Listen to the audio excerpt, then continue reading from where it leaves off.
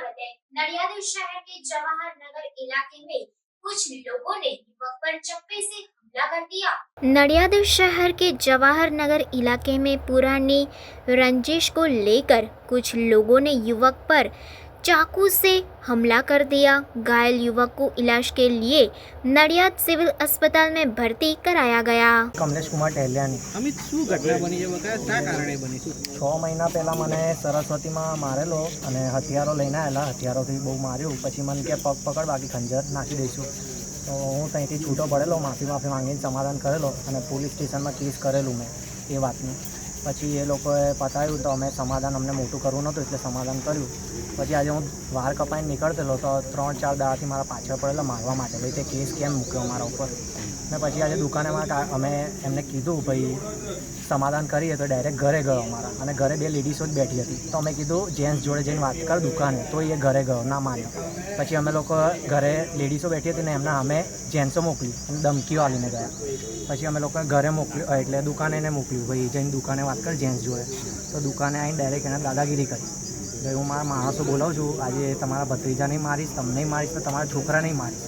એના પછી એણે 15 થી 20 જણ બોલાયા અને પછી ત્યાં ગારમ ગાર ચાલુ કરી, બહુ ગાળો આવી।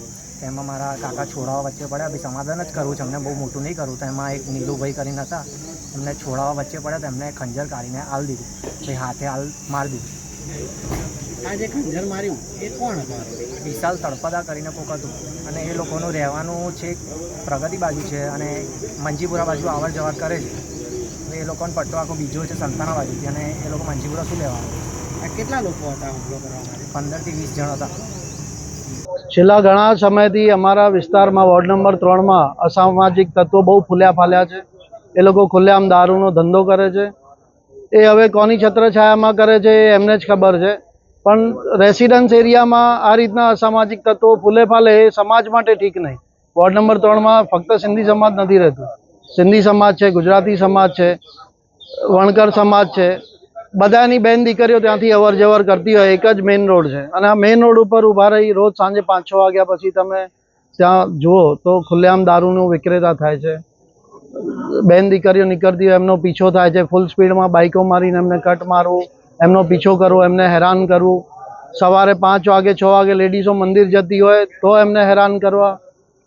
આ રીતની ઘણી મુશ્કેલીઓમાંથી અમે અત્યારે પસાર થઈ રહ્યા છે।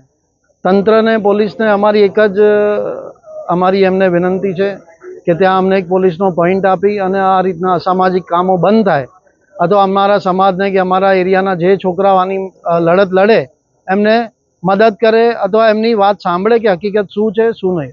આજે શું ઘટના બની હતી?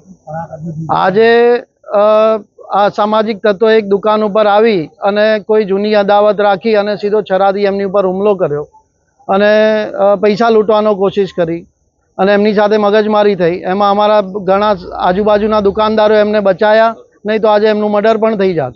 હવે દિન દહાડે આવી ઘટનાઓ બનતી હોય એ કોઈ પણ સમાજ કે કોઈ પણ એરિયા માટે બહુ જ ખરાબ છે। એને ગમે ત્યારે ગમે તે રીતે એને બ્રેક લાગે, કાયદાનું કડક પાલન થાય, અમારી એવી ઈચ્છા છે।